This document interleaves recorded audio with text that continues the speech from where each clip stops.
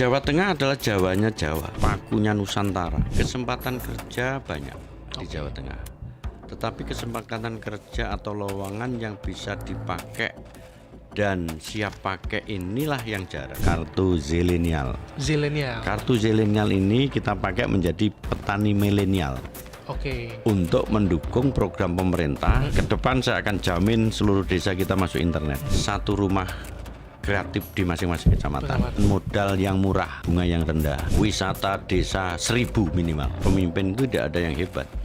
Yang hebat adalah pemimpin yang bisa bermanfaat. Sehebat-hebat apapun pemimpin, kalau dia nggak bermanfaat untuk apa? Kalau dia masih mementingkan pribadi, nggak usah jadi pemimpin. Kita tidak boleh korupsi. Contoh, kita dibangun oleh urip mewah. Selama masyarakat masih kekurangan makan dan tidak, pimpin nggak boleh tidur. Kepemimpinan yang bisa bermanfaat untuk masyarakat. Saya ketemu ibu-ibu sudah umur ya, sudah nenek-nenek. Dia penjual daun pisang. Bu itu sudah pikun itu sudah nggak tahu. Tapi dia punya konsep kerja. Tersentuh, saya nangis sangat terharu sekali. Nilai yang saya bikin tersentuh. Sampai sekarang terbayang.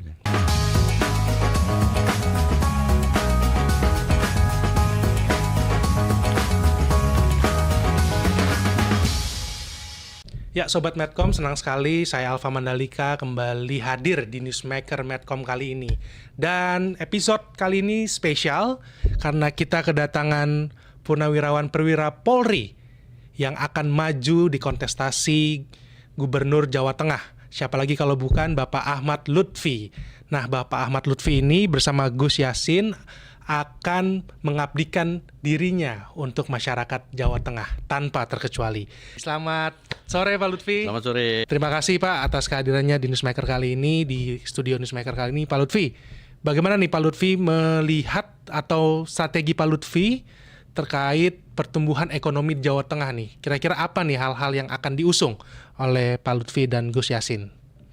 Ya, jadi memang pertumbuhan ekonomi di Jawa Tengah ini kalau dilihat dari angka statistik lambat ya, 4,98.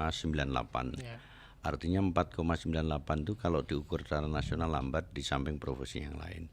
Kemudian yang kedua, angka pengangguran di tempat kita adalah 10,47, di mana nilai kemiskinan ini adalah yang terendah setelah Jogja.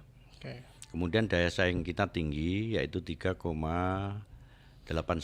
Artinya antara daya saing dengan pertumbuhan ekonomi akan terjadi stagnasi apabila dihubungkan dengan pertumbuhan secara umum Jawa Tengah.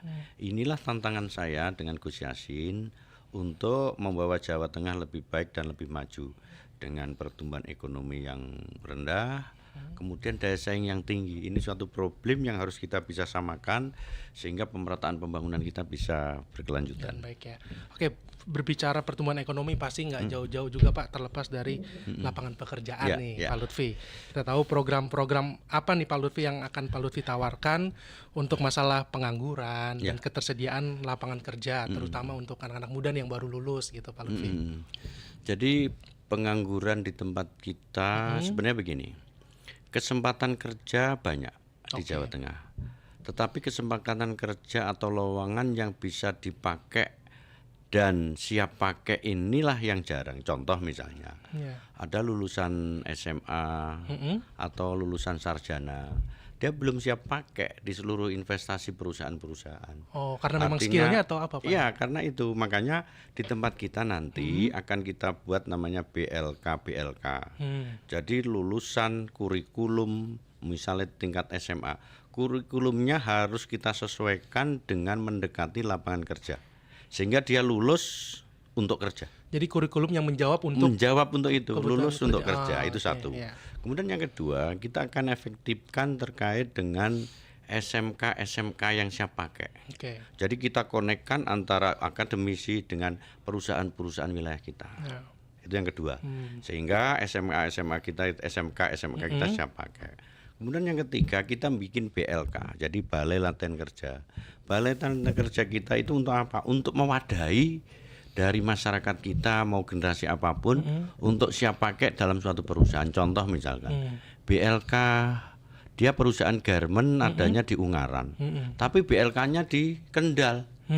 Otomatis kan serapan tenaga kerjanya kan tidak berimbang. Iya. Sehingga ke depan kita akan perbanyak BLK di seluruh kabupaten kota sehingga mereka bisa menyerap tenaga kerja. Artinya BLK itu lebih digalakan lagi ya Pak ya, supaya setelah selesai sekolah bisa siap pakai kerja ya gitu betul, ya Pak betul. Oke Pak Lutfi, nah tadi kan strategi tentang mengatasi pengangguran gitu ya Pak Lutfi. Nah sekarang terkait strategi untuk meningkatkan minat anak muda nih di Jawa Tengah khususnya untuk terlibat di pembaruan sektor pertanian nih Pak Lutfi. Silakan. Anak muda kita itu 50,2% generasi milenial dan zilenial. Oke. Nah ini potensi yang harus kita eksplorasi. Kemudian anak muda kita itu kalau dia dari desa rata-rata gengsi dia. Oh ya. Jadi kalau bapaknya petani dia nggak mau petani dia. Nggak mau meneruskan. Nggak gitu, mau Pak, ya? meneruskan. Okay. Anak muda kita itu pengen kerjanya instan. Cepat dan menghasilkan cepat. Banyak cuan gitu. Agak cuan. Makanya kita nanti punya program untuk anak-anak petani kita itu kita bekali dengan namanya kartu zilenial. Kartu zilenial ini kita pakai menjadi petani milenial. Oke. Untuk mendukung program pemerintah dari Kementan sudah mewadahi itu. Pak gitu. Kementan ada. Petani zilenial Kementan ada. Gajinya 10 juta loh itu. Oh gitu. Iya. Nah nanti anak-anak muda kita petani-petani ini kita kumpulkan dalam rumah di balai desa boleh, di kecamatan boleh, dengan mendirikan satu kecamatan satu rumah kreatif. Setiap kecamatan harus punya rumah kreatif. Satu rumah kreatif. Untuk apa? Untuk mewadahi anak-anak muda kita di desa, di kecamatan untuk ikut workshop. Jadi workshopnya itu di kecamatan itu didampingi kepala dinas, kemudian didampingi oleh profesional. Untuk apa? Untuk mengembangkan anak-anak muda. Pengennya apa sih? Dia mau bertani bisa. Dia punya keahlian terkait keterampilan bisa, wirausaha bisa, atau dia mempunyai ekonomi kreatif lainnya. Jadi di rumah kreatif itu banyak hal yang bisa dibahas gitu ya. Betul. Workshopnya nggak hanya segmen-segmen tertentu gitu. Betul. Ya. Termasuk mungkin potensi desanya. Misalnya di desa itu mempunyai potensi ekonomi apa? Oh, desa Batang di daerah Peluncur itu dia Beladu itu dia potensinya emping. Oh, di daerah Pemalang itu ada Mangga Istana. Oh, di daerah mana itu? Di daerah Kendal itu ada perusahaan pengembangan UMKM pohon aren gula aren misalnya.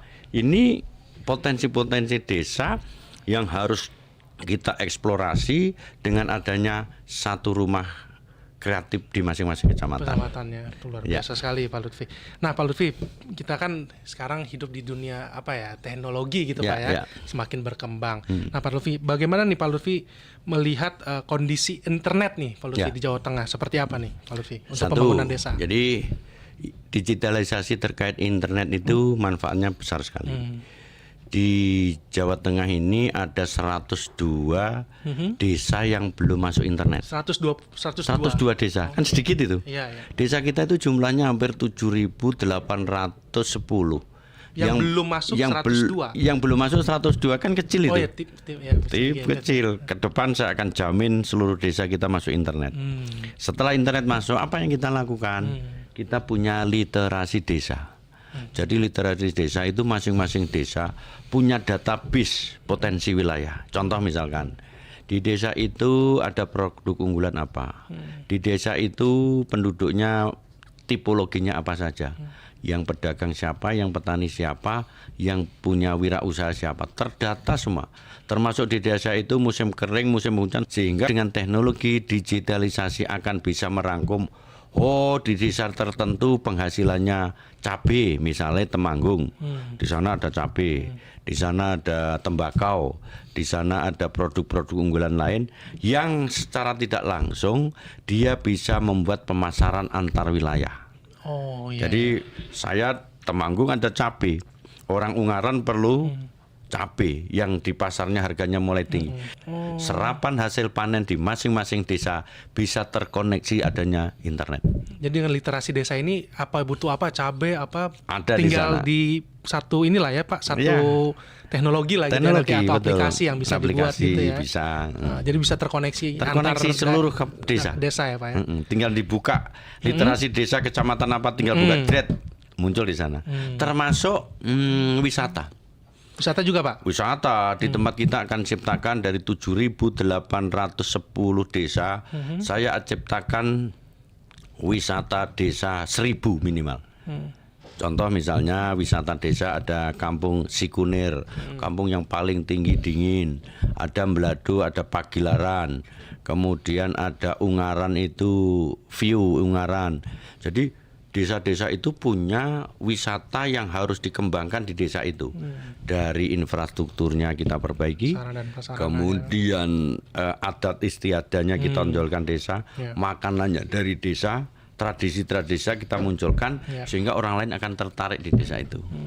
Oke, menarik banget nih Pak Lutfi penjelasannya tentang literasi desa tadi ya Pak Lutfi. Pak Lutfi, nah saya juga mau tanya nih tentang perspektifnya Pak Lutfi nih mengenai UMKM Pak Lutfi seperti apa? UMKM kita itu banyak sekali. Jadi UMKM kita itu yang banyak adalah UMKM mikro. Kita punya data 1,5 juta UMKM di Jawa Tengah. Kalau UMKM mikro itu adalah kewajiban pemerintah atau kabupaten. Dia bisa naik kelas menjadi UMKM kecil, itu nanti tanggung jawab provinsi gubernur. Kalau UMKM sedang, tanggung jawab nasional atau pusat. Caranya apa? UMKM kita harus kita lakukan pendampingan untuk naik kelas. Yang mikro bisa kecil, yang kecil bisa sedang. Caranya apa? Satu, UMKM kita harus diberi pendampingan modal yang murah. Contoh lewat BUMD kita bantu UMKM kita dengan bunga yang rendah. Dua, kita dampingi dia. Dari mulai packagingnya, inovasinya, kemudian biar menarik dia, sehingga pendampingan ini perlu. Terus paskanya yaitu penjualan.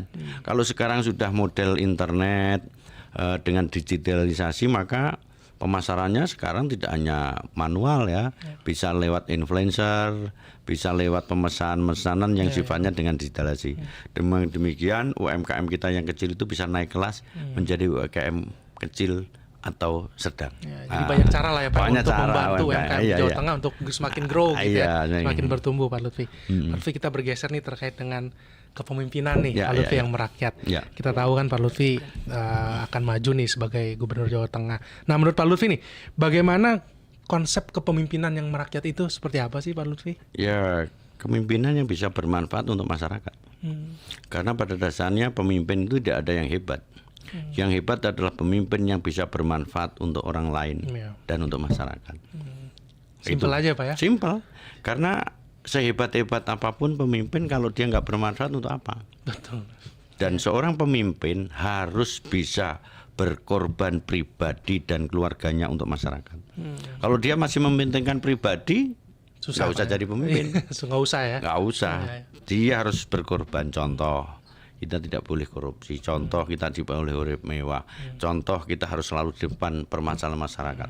Pribadinya kita hilangkan. Selama masyarakat masih kekurangan makan dan tidak, pimpin nggak boleh tidur. Selama masyarakat masih kekurangan solar, nelayan kekurangan solar, dia harus bisa menyelesaikan masalah solar. Petani pengen pupuk, dia harus bisa menyelesaikan pupuk. Artinya apa? Decision maker seorang pemimpin harus dilinearkan dengan kebutuhan melayani masyarakat. Jadi melayani rakyat. Iya, melayani, betul. Oke Pak Lutfi, nah selain itu Pak, saya mau menanyakan juga terkait fungsinya pemimpin bertemu langsung dengan rakyat itu seperti apa sih Pak Lutfi? Fungsinya satu, kita bisa melihat dan mendengar. Jadi orang itu kan melihat, mendengar, melihat, berbuat. Jadi mendengar, melihat, berbuat. Jangan melihat terus berbuat atau mendengar terus berbuat. Jadi kita ketemu banyak orang dengan kita mendengar, kemudian melihat seluruh keluhan, problem yang dihadapi masyarakat kita. Baru itu namanya melayani. Jadi konsep ngopeni adalah memberikan pelayanan masyarakat dengan jalan mendengar dan melihat. Setelah itu apa? dia harus bisa menyelesaikan dengan cara ngelakoni. Actionnya gitu Pak ya? Actionnya ngelakoni. Dengan apa? Dengan bisa menyelesaikan permasalahan-permasalahan yang sudah diopeni tadi, yang sudah dilihat didengar. Sehingga saya ketemu petani, ketemu nelayan, ketemu pedagang, ketemu buruh, semuanya bercerita tentang permasalahannya. Itu adalah ngopeni. Terus apa yang kita lakukan? Kita harus tahu, itu kan telah masalah tuh. Yeah. Kita tahu masalah dan bisa menyelesaikan masalah. Itu baru memimpin. Oke, Pak Lutfi, terkait di luar keluhan material-material gitu ya, menurut Pak Lutfi, perlakuan apa sih yang mereka harapkan nih dari seorang pemimpin nih, dari rakyat yang Pak Lutfi temui gitu? Ya dia pengen solusi. Solusi ya dari pemimpin. Solusi karena kita sejatinya seorang pemimpin itu dicetak untuk scientific problem solving, mengatasi permasalahan-permasalahan. Jadi dia harus selalu di depan, dia harus selalu di tengah-tengah, dia harus selalu tahu permasalahan-permasalahan rakyat. Kalau dia sudah tahu, dia harus bisa membela permasalahan masyarakat. Sebagaimana Pak Presiden Prabowo menyampaikan, kalau kamu tidak bisa membantu banyak orang, bantulah sedikit orang. Kalau kamu tidak bisa membantu sedikit orang, bantulah satu orang. Kalau kamu tidak bisa membantu satu orang, jangan menyusahkan orang. Itu semua untuk rakyat loh. Jadi filosofi ini adalah perintah Pak Presiden kepada seluruh pemimpin untuk selalu membantu masyarakat menyelesaikan permasalahan masyarakat. Itu landasan kita kerja nanti. Jadi masyarakat butuh solusi dari iya, solusi itu. Solusi. Oke, Pak Lutfi, Jawa Tengah ini kan terkenal heterogen nih, Pak Lutfi. Dan pemimpin Jawa Tengah harus bisa menempatkan diri lah atau saat berhadapan dengan berbagai macam kelompok stakeholders. Nah, kira-kira strategi Pak Lutfi menghadapi hal ini seperti apa? Jawa Tengah adalah Jawanya Jawa. Jadi Jawa Tengah itu adalah Jawanya Jawa, Jawa Tengah itu adalah sentral gratifinya nasional, dan Jawa Tengah merupakan pakunya Nusantara. Sehingga Jawa Tengah harus mempunyai marwah. Marwahnya Jawa Tengah itu apa? Gotong royong. Jadi kalau Pancasila, Undang-Undang Dasar 45, Pancasila itu kalau diperes itu menjadi gotong royong. Gotong royong itu adalah toleran dia, bukan intoleran. Jadi perbedaan baik suku, agama, ras, kebudayaan di wilayah kita itu nafasnya satu, yaitu gotong royong. Di atas gotong royong ada nilai persatuan dan kesatuan. Mau agama, mau suku, bahasa. Di wilayah kita heterogen sekali. Ada kelompok agama, semua agama ada. Kemudian di tempat kita masih banyak fiksi-fiksi terkait dengan aliran-aliran. Di tempat kita Jawa Tengah masih banyak gap antara karyawan dan buruh. Pokoknya bermacam-macam problem, semuanya harus kita asik dengan cara komunikasi untuk bergotong royong. Intinya itu, kalau dia punya nafas gotong royong, tidak ada perbedaan. Perbedaan itu adalah rahmat yang harus kita selesaikan bersama-sama. Baik Pak Lutfi. Nah Pak Lutfi bisa sedikit cerita juga nih, selama Bapak ngopeni tadi ya dan berkeliling, ada pengalaman emosional apa nih yang Pak Lutfi temui? Saya ketemu ibu-ibu sudah umur ya, sudah nenek-nenek. Dia penjual daun pisang. Penjual daun pisang, kemudian saya temuin, saya tanya, Bu, jualan apa? Jualan pisang. Berapa? Sudah habis 50, tapi bahasa Jawa. Oleh 50 Pak, dapat 50. Kok 50 katanya, padahal di situ uangnya 100. Artinya ibu itu sudah pikun itu sudah nggak tahu. Tapi dia punya konsep kerja. Terus tak tanya, kalau berangkat ke pasar siapa yang nganter? Saya nganter cucu saya. Saya nangis itu. Artinya dengan dia tidak mengerti uang aja, dia jualan daun pisang yang diikat di pintu masuk pasar. Satu nilai yang tersentuh saya adalah dia mempunyai kemauan untuk kerja. Meskipun nilai uang dia nggak tahu. Semangat itu. Terus yang kedua yang bikin saya nangis, saya ingat nenek saya. Nenek saya itu orang kampung. Nenek saya itu orang kampung. Dulu jualan beras, jualan pisang. Seperti nenek saya nangis itu. Saya nangis, sangat terharu sekali. Jadi artinya pengorbanan para orang tua kita, para kakek nenek kita, itu pengen anak-anaknya, cucu-cucunya itu bisa berubah dan mandiri untuk lebih baik bagi dirinya. Itu nilai yang saya bikin tersentuh. Sampai sekarang terbayang. Masih terbayang-bayang. Masih. Tadi Pak Lutfi tertawa mirip Yoming, Pak. Ya. Tuh, ya kan pemirsa Newsmaker Medcom nih. Pak Lutfi ini saya mendapatkan suatu screenshotan gitu, Ya, Pak. ya. Ketika tersenyum tuh mirip Yoming gitu, Pak. Pak Lutfi kenal tahu Yoming kan, Pak? Tahu, pemain basket Cina. Iya, pemain basket Cina udah Itu gara-gara si Andri Taulani itu. gitu ya. Tapi nggak apa-apa, itu seneng aja. Yang penting untuk kesenangan. Jadi ada berseliweran lah gambarnya Pak Lutfi disanding-sandingkan dengan Yoming tadi itu. Iya, nggak apa-apa, terkenal kan. Iya. Oke, terima kasih Pak Lutfi atas diskusinya di Smaker kali ini. Semoga lancar semua ya Pak untuk rencana ke depan semua. Baik, terima kasih Pak Lutfi. Terima kasih Alfa. Ya, kita akhiri Newsmaker kali ini. Kita akan berjumpa pekan depan dengan topik dan narasumber menarik lainnya. Saya Alfa Mandalika pamit. Sampai jumpa.